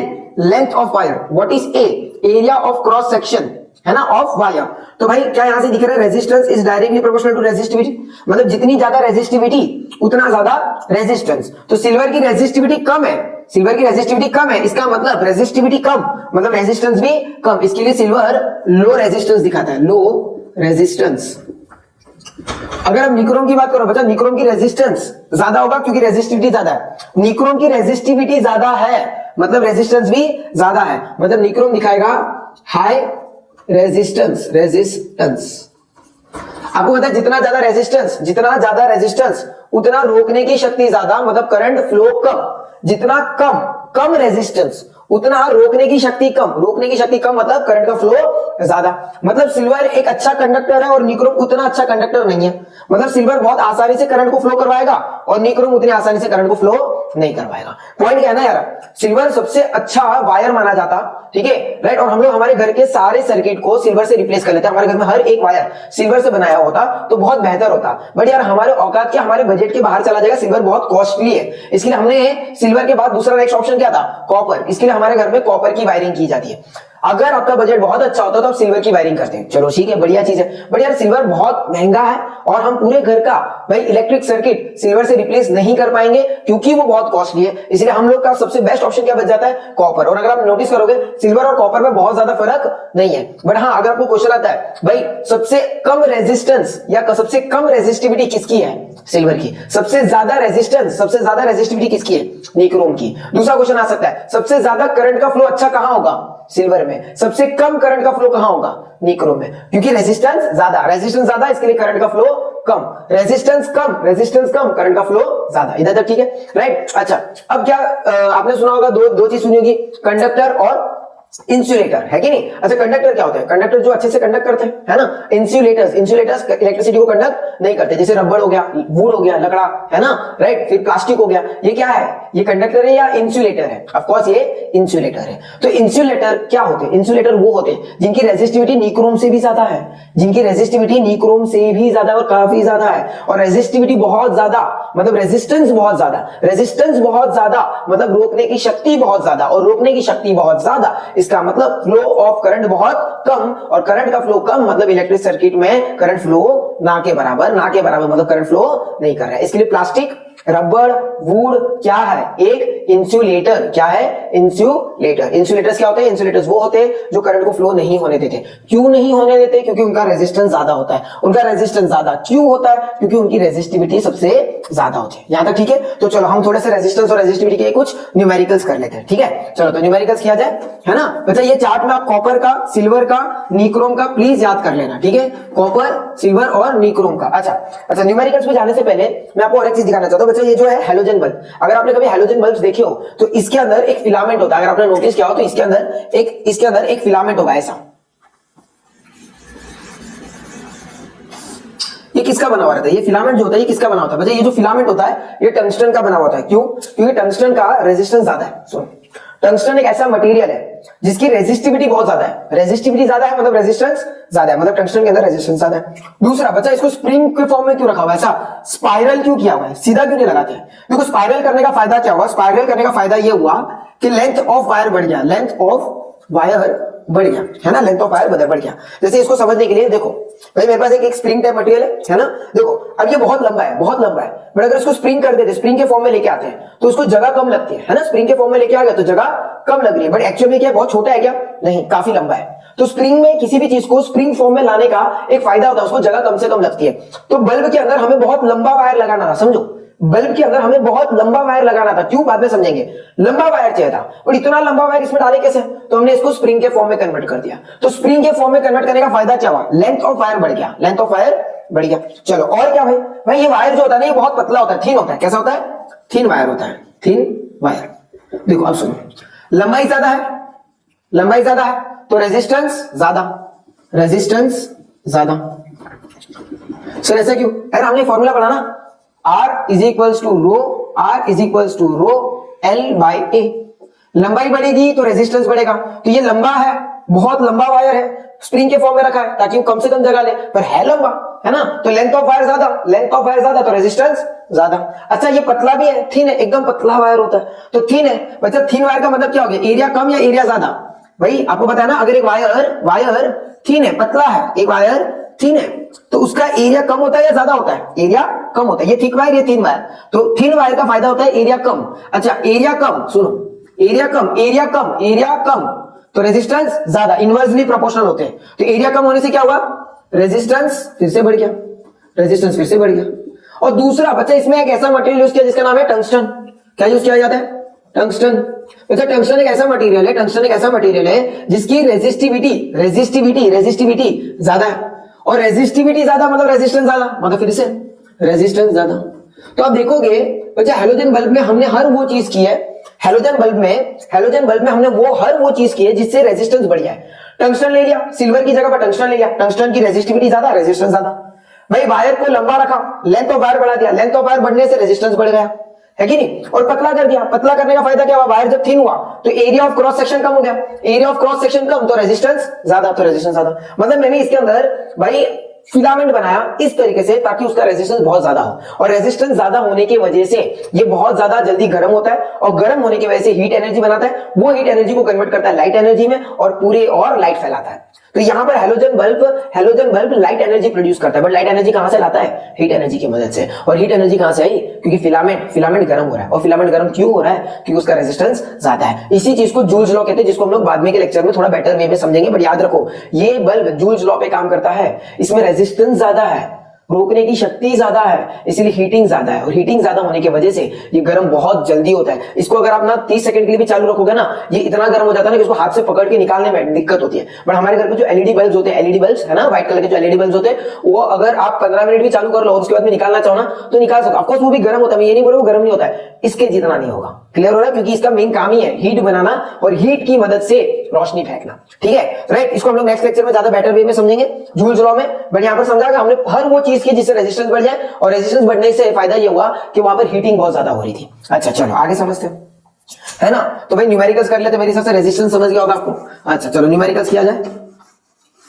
मान लो मैं क्वेश्चन लिखता हूं, क्वेश्चन देता हूं, भाई ट्राई करना आप लोग पॉज कर find resistance of silver wire whose silver wire which has लिखते हैं which has length 2 meter and area of cross section of 4 meter square। ठीक है, देखो इन्होंने क्या बोला है? Find resistance of silver wire, find resistance of silver wire. अपने को क्या ढूंढना है? टू फाइंड क्या है? रेजिस्टेंस। क्या ढूंढना है? रेजिस्टेंस ढूंढना है। क्या रेजिस्टेंस का हमारे पास फॉर्मूला है ना? कौन सा है? एक तो ohms law, delta V is equal to IR। क्या इस पूरे क्वेश्चन में कहीं पर करंट का इंफॉर्मेशन दिया हुआ है? नहीं। क्या इस पूरे क्वेश्चन में कहीं पर डेल्टा V का इंफॉर्मेशन दिया हुआ है? नहीं। तो ये फॉर्मूला काम नहीं आएगा। कोई और फॉर्मूला है रेजिस्टेंस ढूंढने का? है, जिसके ऊपर आज का पूरा लेक्चर है। R is equal to rho L by A, है कि नहीं? क्या लेंथ ऑफ वायर दिया हुआ है? देख लो, लेंथ ऑफ वायर है ना, विच हैज लेंथ 2 मीटर, तो लंबाई दी है, तो मैं डालना चालू करता हूं। रो नहीं पता, चलो लंबाई तो पता है ना कितना? 2, है कि नहीं? अच्छा, क्या एरिया पता है? एरिया चेक करो, cross area of cross section पता है कितना? 4, है ना? क्या कन्वर्ट करने की जरूरत है? नहीं बता, समझो भाई। लेंथ मीटर में दिया हुआ है, मीटर उसका एसआई यूनिट है, और एरिया मीटर स्क्वायर में दिया हुआ है, मीटर स्क्वायर में दिया, और मीटर स्क्वायर एरिया का एसआई यूनिट है। तो किसी भी चीज को कन्वर्ट करने की जरूरत नहीं है। ध्यान रखना, अगर सेंटीमीटर में या किसी और चीज के किसी और फॉर्म में दिया हो तो बच्चा याद रखो, उसको कन्वर्ट करना सीखो, मीटर में लाना सीखो। मीटर एसआई यूनिट है, बिना एसआई यूनिट के न्यूमेरिकल्स नहीं होंगे। ठीक है, आंसर आएगा पर गलत आएगा। चलो 2 1 जा 2 2 जा। अच्छा, तो रेजिस्टिविटी क्या है? Resistivity by resistivity of upon 2। अच्छा, रेजिस्टिविटी क्या होता है बच्चा? Resistivity material property. अच्छा, ये वायर किसका बना हुआ है? वायर बना हुआ है सिल्वर का। तो सिल्वर की रेजिस्टिविटी अभी थोड़ी देर पहले पढ़ा हमने, सिल्वर की रेजिस्टिविटी क्या थी? 1.6 इंटू 10 की पावर -8 बाय 2। कर सकते हैं इसको डिवाइड, तो भाई 1.6 को डिवाइड करो तो क्या आएगा बच्चा? देखो इसका ये पॉइंट हटाया, नीचे आ गया 10, सही है? पॉइंट हटाया तो नीचे आ गया 10, है ना? 2 1 जा 2 8 जा, और 8 बाय 10 क्या होता है? 8 बाय 10 होता है 0.8 इंटू 10 की पावर -8। ये क्या आ गया? रेजिस्टेंस। क्या रेजिस्टेंस का कोई यूनिट होता है? रेजिस्टेंस का कोई ऐसा यूनिट होता है? होता है। क्या होता है? ओम। क्लियर हो रहा है? तो ये फाइनल आंसर है। ठीक है, चलो और एक क्वेश्चन कर लेते हैं।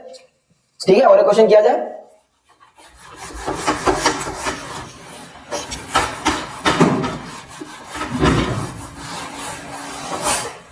चलो और एक क्वेश्चन करते हैं। ठीक है, मान लो क्वेश्चन में दिया हुआ है a wire of length L and area A having resistance R, having resistance R is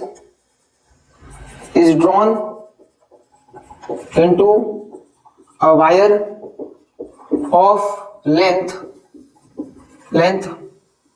2L, length 2L. Find new resistance. Find new resistance. समझो क्वेश्चन क्या बोल रहा है? ठीक है, इन्होंने क्या बोला? देखो क्वेश्चन समझते हैं। ठीक है, ये क्वेश्चन सुनो। A wire of length L and area A having resistance R। एक वायर है, उन्होंने क्वेश्चन में क्या बोला? एक वायर है जिसका लेंथ क्या है? लेंथ, इस वायर का लेंथ क्या है बच्चा? इस वायर का लेंथ दिया हुआ है L। चलो ठीक है, वायर का लेंथ है L। दूसरा क्या बोला है, एरिया ऑफ क्रॉस सेक्शन क्या है, area of cross section A है। इस वायर का रेजिस्टेंस क्या है, रेजिस्टेंस R है। ठीक है, अब ये कोई ना कोई तो मटेरियल से बना हुआ होगा कि बिना कोई मटेरियल के बना होगा, ऑफ कोर्स कोई ना कोई तो मटेरियल का बना होगा, चाहे कॉपर हो चाहे सिल्वर हो। मैं मान लेता हूं कि ये कॉपर का बना हुआ है, मानने में कोई दिक्कत नहीं है, मान लेता हूं कॉपर का बना हुआ है, और कॉपर का रेजिस्टिविटी में मान लेता हूं कितना है, रो। ये क्या बना है मैंने, रो क्या है, रो क्या है, resistivity of material, resistivity of material. ठीक है, राइट, रेजिस्टिविटी ऑफ मटेरियल। ठीक है, इन्होंने क्या बोला, is drawn into a wire, मतलब इसको कन्वर्ट कर दिया किसी और वायर में। अच्छा, कन्वर्ट करने का मतलब क्या है यार, समझा रहा, वायर एक मेटल से बनता है, और आपको पता है मेटल के पास एक प्रॉपर्टी होती है मेलिबिलिटी एंड डक्टिलिटी। वायर के पास क्या प्रॉपर्टी होती है, मेलिबिलिटी एंड डक्टिलिटी। इसका मतलब क्या है, उसको आप जो चाहिए जैसा शेप देना चाहो वैसा आप शेप दे सकते हो, मार धाड़ करके उसको जो शेप देना चाहो वो शेप दे सकते हो। तो मैंने क्या किया, इस वायर को भाई कन्वर्ट कर दिया एक नए वायर में, इसी वायर को मैंने कन्वर्ट कर दिया एक नए वायर में। ठीक है, और उस नए वायर का लेंथ है 2a, लेंथ क्या है 2a, मतलब लेंथ डबल हो गया। सुनो, इन्होंने बोला कि एक वायर है जिसका लेंथ L है, उसको मैंने कन्वर्ट कर दिया 2L लेंथ के, लेंथ में क्या कन्वर्ट कर दिया 2L, डबल कर दिया, लेंथ डबल कर दिया। एक बात बताओ, एक बात बताओ, अगर मैं लेंथ को डबल करता हूं तो एरिया सेम रहेगा या भाई बदल जाएगा, एरिया बदल जाएगा, तो एरिया कम होना, जो एरिया आएगा न्यू एरिया, जो नया एरिया आएगा न्यू एरिया, ये ज्यादा होगा या कम होगा, कम होगा, डिक्रीज होगा। अरे आप समझो ना यार, भाई इसकी लंबाई मान लो 10 सेंटीमीटर है, और मैं इसके से खींच के 20 सेंटीमीटर करता हूं, तो ये पतला नहीं हो जाएगा, ये 10 सेंटीमीटर का है, इसको खींच के 20 सेंटीमीटर करता हूं तो ये पतला नहीं हो जाएगा, पतला हो जाएगा ना, मगर एरिया कम हो जाएगा कि बढ़ेगा, कम हो जाएगा। पर क्वेश्चन में तो एरिया दिया ही नहीं है, क्या करें, अरे ये तो दिक्कत है। और बोला इसका नया रेजिस्टेंस ढूंढो, तो बच्चा नया रेजिस्टेंस ढूंढने के लिए पहले तो भाई एरिया ढूंढना पड़ेगा, लेकिन इसका पहले क्या करना पड़ेगा, एरिया ढूंढना पड़ेगा, क्या करें। ठीक है, अब समझो, मैं एक बात बताऊं, आपको पता है कि भाई density is equals to mass upon volume, ये सुना है कभी, डेंसिटी होता है मास अपॉन वॉल्यूम, सुना होगा कभी ना कभी। वैसे डेंसिटी मटेरियल प्रॉपर्टी है, डेंसिटी मटेरियल प्रॉपर्टी है, पानी की डेंसिटी अलग, ऑयल की डेंसिटी अलग, कॉपर की डेंसिटी अलग, सिल्वर की डेंसिटी अलग। तो अगर ये वायर पहले कॉपर का था तो बाद में भी तो कॉपर का ही है ना। अगर ये मार्कर प्लास्टिक का है और इसको मैं खींच देता हूं तो ये सोने का तो नहीं बन जाएगा, गोल्ड का तो नहीं बन जाएगा, प्लास्टिक ही रहेगा, तो डेंसिटी तो नहीं बदलेगी, डेंसिटी में तो कोई चेंज नहीं आएगा क्योंकि मटेरियल सेम है, मटेरियल सेम। अगर ये पहले कॉपर था तो बाद में भी कॉपर है, पहले सिल्वर था तो बाद में भी सिल्वर है कि नहीं। इसको खींचने के बाद ये भाई लोहे का थोड़ी बन जाएगा, प्लास्टिक था तो प्लास्टिक ही रहेगा, है कि नहीं, तो डेंसिटी बदल नहीं रही है। अच्छा, अगर इसका वजन मान लो 10 ग्राम है, 10 ग्राम है, और इसको मैं खींचता हूं तो क्या इसका वजन 40 ग्राम हो जाएगा, 40 किलो हो जाएगा, 50 किलो हो जाएगा, नहीं। मतलब ना डेंसिटी बदल रही है ना मास बदल रहा है, डेंसिटी सेम क्योंकि मटेरियल सेम, मास सेम। भाई अगर कोई चीज 10 ग्राम का है उसको खींचने के बाद वो 40 किलो का नहीं हो जाएगा, 10 ग्राम का है खींचने के बाद वो 20 ग्राम का नहीं हो जाएगा, ऑब्वियस चीज है। अगर मुझे कोई खींच दे यहां से और यहां से, इसका मतलब क्या मैं अभी 1000 किलो का हो जाऊंगा, ऑफ कोर्स नहीं। तो ना डेंसिटी बदल रही है ना मास बदल रहा है, तो अगर डेंसिटी और मास दोनों नहीं बदल रहा है तो वॉल्यूम भी बदल नहीं रहा है, मतलब वॉल्यूम में चेंज नहीं है, नो चेंज। अच्छा, मतलब इसका वॉल्यूम और उसका वॉल्यूम सेम होगा। तो बच्चा इसका वॉल्यूम जो भी है, इसका वॉल्यूम मान लो V है, तो इसका भी वॉल्यूम क्या रहेगा, इसका भी वॉल्यूम क्या रहेगा, वॉल्यूम क्या रहेगा V। इसका जो वॉल्यूम है वही वॉल्यूम उसका रहेगा। क्यों भाई, बच्चा समझो, मटेरियल नहीं बदला मतलब डेंसिटी नहीं बदली, भाई लंबाई नहीं बदली, क्या लंबाई बदली, लंबाई बदली, नो डाउट। मटेरियल बदला क्या, नहीं बदला, मटेरियल नहीं बदला, कॉपर, सिल्वर, मटेरियल नहीं बदला। किसी को खींच दोगे तो चांदी का वायर सोने का नहीं बन जाएगा, चांदी का वायर प्लेटिनम का नहीं बन जाएगा, चांदी का वायर खींचने के बाद चांदी का ही रहेगा, है कि नहीं। तो मटेरियल नहीं बदला, वजन नहीं बदला, मतलब वॉल्यूम बदलना नहीं चाहिए, डेंसिटी नहीं बदली, मास नहीं बदला, मतलब वॉल्यूम बदलना नहीं चाहिए, और वॉल्यूम में चेंज नहीं है, इसलिए पहले भी वॉल्यूम V बाद में भी वॉल्यूम V। अच्छा, वॉल्यूम का फॉर्मूला आपको पता होगा बच्चा, वॉल्यूम का फॉर्मूला क्या होता है, वॉल्यूम का फॉर्मूला होता है एरिया इनटू लेंथ या हाइट, है ना, आपने पढ़ा होगा। वॉल्यूम क्या होता है बच्चा, वॉल्यूम होता है length into breadth into height, length into breadth into height, और लेंथ इनटू ब्रेथ क्या होता है, एरिया। तो एरिया इनटू लेंथ ही वॉल्यूम होता है, ठीक है, इतना मेरे हिसाब से आपको आता होगा। इसका एरिया क्या है A, इसका लेंथ कितना है L, area A length L, तो V की जगह पर क्या आ गया, V की जगह पर आ गया AL, area A length L। अच्छा, इसकी वॉल्यूम की बात करते हैं, वॉल्यूम सेम रहेगा या अलग रहेगा, सेम। इसका वॉल्यूम V तो उसका भी वॉल्यूम V, ठीक है। अच्छा, इसका एरिया क्या, मुझे नहीं पता, तो इसका जो न्यू एरिया है उसको मैं A डैश ले लेता हूं, A डैश मुझे नहीं पता तो मैंने ले लिया A डैश, ठीक है। अच्छा, एरिया पता चल गया, एरिया इंटू लेंथ, लेंथ कितना है इस वायर का 2L। अच्छा, क्या वॉल्यूम बदला, वॉल्यूम बदला नहीं है, नो चेंज इन वॉल्यूम। तो ये वॉल्यूम और वो वॉल्यूम बराबर होंगे भाई, ये वॉल्यूम और ये वॉल्यूम बराबर होंगे। मतलब मैं लिख सकता हूं AL is equal to A dash to L। Repeat करो बच्चा, ये वॉल्यूम वो वॉल्यूम बराबर है, क्योंकि ये वॉल्यूम V वो वॉल्यूम V, वॉल्यूम में बदलाव नहीं आया क्योंकि मास नहीं बदला, डेंसिटी नहीं बदली। रिपीट कराओ, ना मटेरियल बदला, ना डेंसिटी बदली, ना वजन बदला, ना मास बदला, तो वॉल्यूम बदलेगा नहीं। तो पहले वॉल्यूम V तो बाद में भी वॉल्यूम V। वॉल्यूम का फॉर्मूला होता है एरिया इंटू लेंथ, वॉल्यूम का फॉर्मूला होता है एरिया इंटू लेंथ। अच्छा, अगर दोनों का LHS सेम है तो दोनों का RHS भी सेम होना चाहिए। इसका मतलब AL should be equal to A dash to L। तो भाई देखो, अगर आप यहां से देखोगे तो L से L गया तो A डैश क्या हो गया, A डैश हो गया A बाई टू। चलो बढ़िया। इससे क्या समझा कि जब आपने वायर की लंबाई डबल की, तो जो नया एरिया आया वो पहले वाले एरिया का आधा हो गया, A बाई टू। तो नया एरिया क्या है, A बाई टू। रिपीट करो, सुनो, पहले लेंथ L थी, एरिया A था, मैंने खींचा 2L हो गया, लंबाई 10 से 20 हो गई। तो जब लंबाई बढ़ी तो एरिया घटा, कितना घटा, जितना भी एरिया पहले था उसका आधा हो गया। कहां से आया, वॉल्यूम वाले कंसेप्ट से आया। बच्चा इस वाले क्वेश्चन में वॉल्यूम कंसेप्ट याद रखो भाई। वायर को तुम तोड़ो मरोड़ दो, जो करना है करो, वॉल्यूम बदलेगा नहीं। वायर को लंबा करो, जाड़ा करो, पतला करो, जो करना है करो, वॉल्यूम बदलेगा नहीं, क्योंकि ना मास बदला ना डेंसिटी बदली, वॉल्यूम नहीं बदलेगा। और वॉल्यूम नहीं बदलेगा मतलब इसका वॉल्यूम सेम है, पर area A length L, area इसका A dash length 2L, area A dash length 2L। अच्छा, दोनों का वॉल्यूम सेम है, इसके लिए LHS बराबर मतलब RHS बराबर। तो मैंने दोनों को इक्वेट किया, मुझे पता चला A डैश क्या था, न्यू एरिया, और न्यू एरिया क्या है, पहले वाले एरिया का आधा। लंबाई डबल की तो एरिया आधा हो गया। इधर तक ठीक है। चलो, अब ये काम हो गया, इसे एक चीज समझ में आ गया। पर हम लोग को क्या एरिया पूछा था क्या यार, नहीं, हमें एरिया नहीं पूछा था। सुनो, हमें बोला था कि एक वायर है जिसकी लंबाई L है, ठीक है, और उसका area of cross section A है, ठीक है, और उसका रेजिस्टेंस R है। अब हमने इसी वायर को लंबा कर लिया, खींच लिया, लंबा कर लिया, और लेंथ को 2L कर दिया, लंबा कर दिया, लेंथ को L से 2L कर दिया। अच्छा, एरिया आधा हो गया, एरिया A से A बाई टू हो गया, वॉल्यूम वाले कंसेप्ट से निकाला है अभी। नहीं समझा, फिर से जाओ, फिर से देखो, ठीक है। अच्छा, मटेरियल सेम या बदला, पहले कॉपर तो बाद में भी कॉपर, मतलब पहले रेजिस्टिविटी रो तो बाद में भी रेजिस्टिविटी क्या होगी, रो, है कि नहीं बच्चा। रो क्या है, रेजिस्टिविटी, और रेजिस्टिविटी मटेरियल प्रॉपर्टी है, मटेरियल पे डिपेंड करता है, बाकी किसी चीज पे डिपेंड नहीं करता है। अच्छा, अब इसका रेजिस्टेंस क्या, मुझे क्या पता, मैंने लिख दिया R न्यू, मुझे नहीं पता, ठीक है, R न्यू। तो मैं क्या लिखूंगा बच्चा, R का फॉर्मूला क्या होता है, रो L by A। R new, resistance क्या, R न्यू। अच्छा, रेजिस्टिविटी कितनी है इसकी, रो। इसका, इस वायर का लेंथ कितना है, वायर का लेंथ ऑफ वायर कितना है, लेंथ ऑफ वायर 2L। बच्चा, इस वायर का एरिया ऑफ क्रॉस सेक्शन कितना है, एरिया ऑफ क्रॉस सेक्शन, इस वायर का एरिया ऑफ क्रॉस सेक्शन कितना है, A बाई टू। बच्चा, ये 2 ऊपर चला जाएगा, 2 2 सा 4, तो न्यू रेजिस्टेंस क्या है, न्यू रेजिस्टेंस 2 2 सा 4, तो 4 रो L बाई A, 2 2 सा 4 रो L बाई A। इधर तक ठीक है। अच्छा, इसका रेजिस्टेंस कितना है, देखो, इसका resistance R is equal to resistivity upon area into length. बता, रेजिस्टेंस का फॉर्मूला क्या है, resistivity into length upon area, अच्छा, अगर आप नोटिस करोगे तो ये क्या है, ये क्या है, R, ये रहा, देखो, ये क्या है, R। मतलब new resistance is nothing but 4 times of old resistance. जो भी वायर का नया रेजिस्टेंस होगा वो 4 गुना ज्यादा है पुराने रेजिस्टेंस से। और पुराना रेजिस्टेंस क्या था, वायर का पुराना रेजिस्टेंस क्या था, R।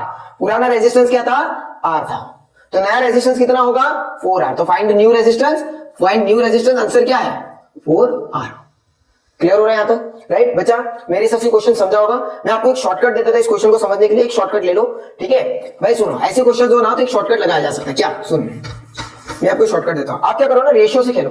आप ऐसे लिखो, new resistance upon old resistance, सुनो फॉर्मूला बना के, तेरा शॉर्टकट है, इज इक्वल्स टू भाई न्यू रेजिस्टिविटी, लेंथ भी न्यू, एरिया भी न्यू, अपॉन भाई ओल्ड रेजिस्टिविटी, लेंथ भी ओल्ड, पुराना लंबाई, अपॉन एरिया भी ओल्ड। चलो फटाक से करते हैं इस क्वेश्चन को। देखो, नई रेजिस्टिविटी कितनी होगी, नहीं रेजिस्टिविटी, क्या मटेरियल बदला? नहीं। तो अगर पहले रेजिस्टिविटी रो थी तो बाद में भी क्या रहेगी? रो। मतलब यहां पर भी रो आएगा, है कि नहीं? और नीचे भी क्या आएगा? नीचे भी क्या आएगा? रो आएगा। सुनो, पहले जो रेजिस्टिविटी थी वही बाद में है। क्यों? क्योंकि मटेरियल बदला नहीं है, क्वेश्चन में मटेरियल बदला नहीं है। तो ओल्ड रेजिस्टिविटी अगर रो है तो नई रेजिस्टिविटी भी रो है। अच्छा, ओल्ड लेंथ कितना था? पुराना लेंथ कितना था? पुराना लेंथ एल था, पुराना लेंथ एल था। अच्छा, नया लेंथ कितना है? नया लेंथ, न्यू लेंथ कितना है? Drawn into a wire of length 2l। नया लेंथ कितना है वायर का? 2l। अच्छा, पुराना एरिया कितना था? पुराना एरिया कहीं पर क्वेश्चन में दिया हुआ है पुराना एरिया? हाँ दिया हुआ है, कितना? a। तो पुराना एरिया कितना है? ओल्ड a कितना है? a। नया एरिया कितना है? हमने वॉल्यूम वाला कंसेप्ट लगाया था, वॉल्यूम वाले कंसेप्ट से नया एरिया मिला था। न्यू एरिया क्या था? a/2, a/2, है कि नहीं? राइट। इसको सॉल्व करो, देखो रो से रो गया, एल से एल गया, ए से ए गया, है ना भाई?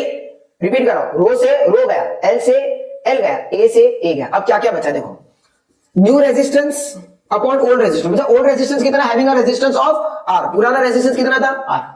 इज इक्वल्स टू, इधर क्या बचा? देखो ऊपर क्या बचा है? ऊपर बचा है 2, उसके नीचे था a जो कट गया, इसके लिए बचा 1। बचा ये ऐसे, हाँ a/2 है बचा, तो a से a कटा है, तो भाई a चला गया, इसके लिए नीचे आ गया 2, नीचे आ गया 2 डिवाइड बाय, नीचे कुछ भी नहीं बचा, मतलब क्या? 1।